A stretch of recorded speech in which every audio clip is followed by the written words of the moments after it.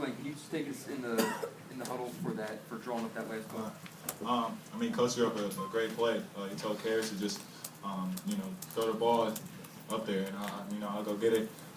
We had 3 seconds for the last second shot, and that's what I did. He kind of overran it. I took one dribble and just laid it in.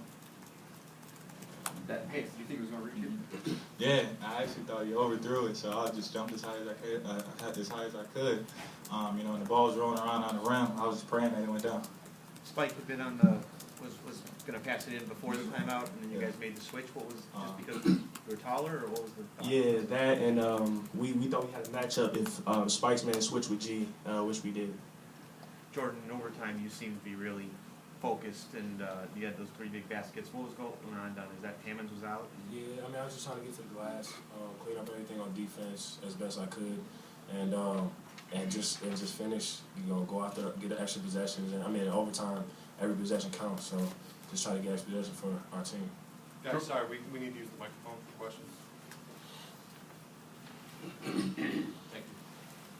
Guys, of course, people are going to say that this is maybe a little bit of hangover from the Michigan State game, but is part of this just being a road game, and some days the shots just don't fall? Is that a big part of this? I mean, it's a lot of factors. I think that maybe coming off that game might be a factor.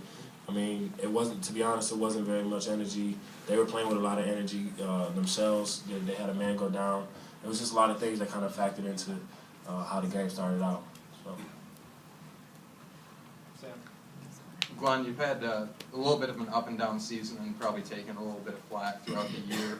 But what does it feel like coming into Purdue, where your dad obviously played, and having such a great second half and then finishing off with the buzzer beater? Yeah, it's a great win for us, first of all, but my teammates know how much this game meant to me, especially my dad playing here, me being from Indiana. I thought they did a great job of just, never giving up on this game. We competed hard and, came out with the victory. Mark? You guys had only 3 baskets in the first, I think it was 12 minutes. So was there something in that timeout that you guys got going after that? Just sticking with it, man. Like, I think we let their pressure get us a little bit bothered.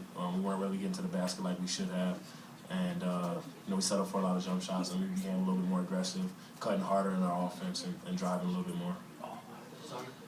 Glenn, were you at all surprised that play was called up for you at the end? That's a play that we kind of practice a lot. We practice those situations in practice, over and over again. And there's 3 seconds left.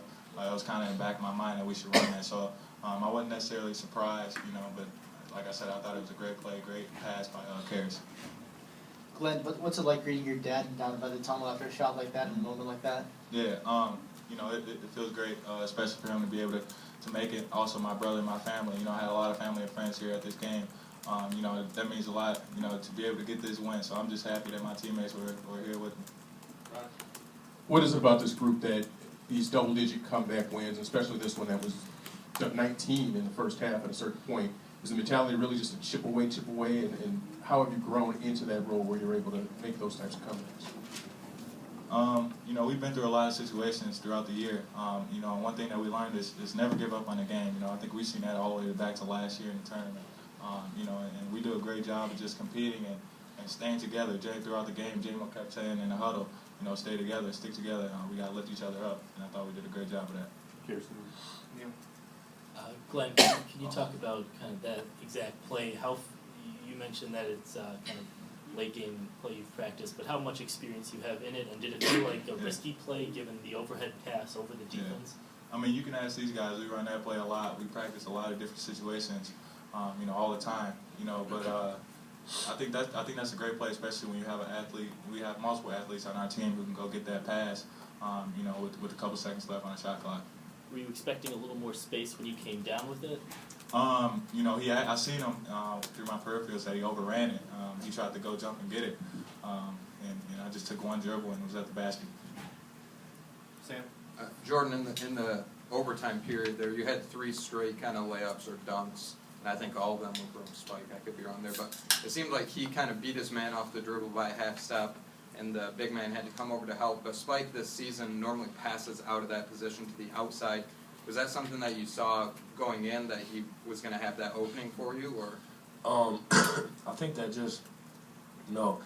I think that was something that was was there because they like to block shots. And knowing that and seeing them come over and block a few of our shots and contest a few of our shots, I think Spike just kind of, made the decision. He kind of saw that and adjusted in the game. Guys, when you got down 19, you went to the 3 zone. Is that becoming something more comfortable that you're able to work in and help you to cut away at some of these deficits too? I think we're getting better at it. It's still something we have to work on, and it doesn't have an effect where it turns games around for us. Just kind of, I think more than anything, it probably brings energy to our team defensively.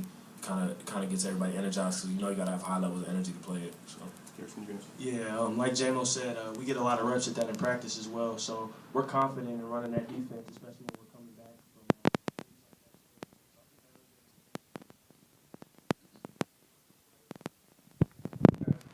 from. Played in this game. The first half, they were incredible. A lot of people have been backing up on them, daring them to shoot. We employed that strategy a little bit, and it certainly didn't work in the first half. We tightened that up a little bit, and our defense had to be good. I like our percentages defensively. We kept them off the boards the best that we can, and our kids just were resilient. I guess we were down 19 in the first half. I know it was too much for me to add up or subtract, but we somehow. Despite blowing the last minute and a half of the first half, I thought we were going to be down 8 or 9 at halftime, and all of a sudden we're down 13. So had to do it all over again, and really proud of our guys and happy, especially for Glenn and the way he played today. 17 points and 8 rebounds. This game always means a lot to him because his brother's coming here to school, and his dad went here. It's got a lot of emotion in it, so it's great for Glenn as well. John, can you tell us about that last play and what you said in the huddle to them?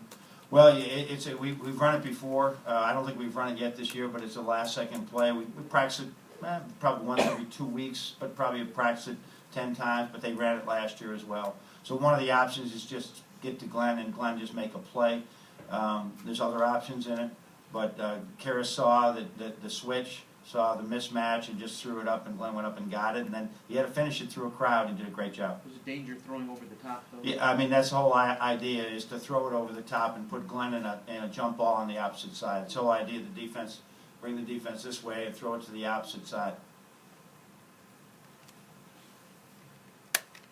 John, the first 10 minutes or so, just maybe one of the worst stretches that you had, people are going to say that's a little bit of a hangover from the Michigan State game, but is that partly just not being able to hit shots, being on the road, any number of things? Who knows, but I thought we had a couple good looks. We just needed that, and they were making every shot, but I think we had a couple really good looks that didn't go. Hammonds really affects people the first couple times they try to get to the rim. And we needed to, you got to go in there and you got to finish through contact, you got to finish, but he blocked a couple shots, and all of a sudden we couldn't get to where we could get to the rim. We couldn't do anything once we got there. When we did get some open jump shots, we were going to have to make them. I mean, we did not shoot the ball well in the first half. That had a lot to do with Purdue as well. And talk about the 1-3-1 and going to that when you were down 19. Yeah, it only hurt. Kendall Stevens had one go in and out late, and it only got one basket out. Again, just change tempo, change things up a little bit. They're a great driving team, and that is one thing that can stop the drive a little bit. They still found enough holes in it that I wasn't comfortable with it playing too much late. Once Kendall Stevens had one go halfway down and come back out, I said, we're not going to take a chance on that again. But it is something that we're going to have to keep playing. Coach, talking about that final play, is that an under 5 seconds play or an under 3 seconds play compared to the one with Stauskas with more time left? Yeah, it is a late game play, and it's, like I said, it's got 3-point options. It's got all kinds of things to it. But yeah, it's one that you'd run with. I thought I could see we got jammed up there, and I thought I called time with like 4 seconds to go, and somehow it didn't get registered. Pat didn't hear me until 2.9, or didn't call until 2.9. But it's a good play. We actually have, Glenn could have thrown it out of there too. There's another action going on, but at any rate, it was just good. It's just when you have that ball, you can actually score from half. Well, we saw Wisconsin scored full court with 2.9, so he did the right thing. It hung on that rim a long time. You mentioned the defensive presence that Hammonds has.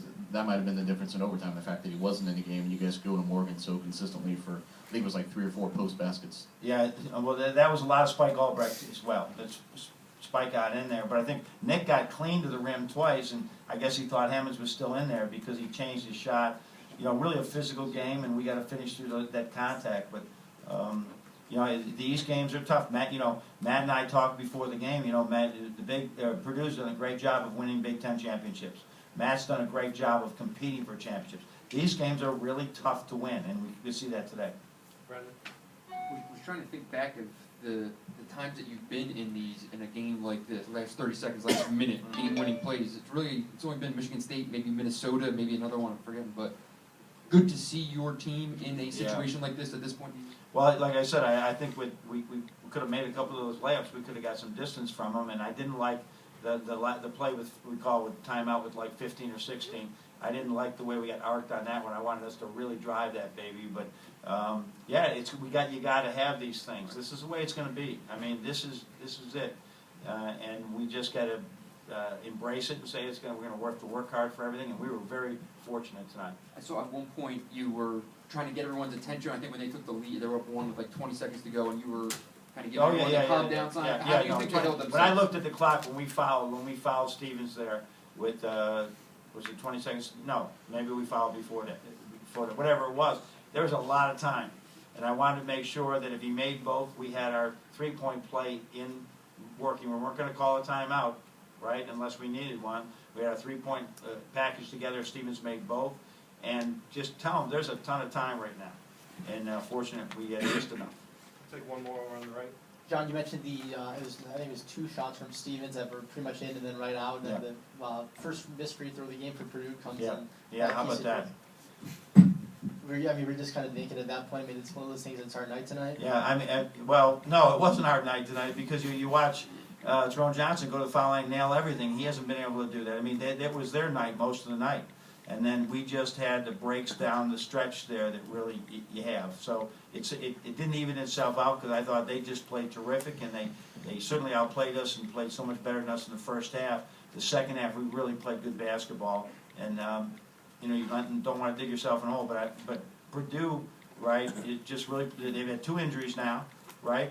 And that's big for those kids to come out and play like they did today. Coach Beilein, thanks. Thanks.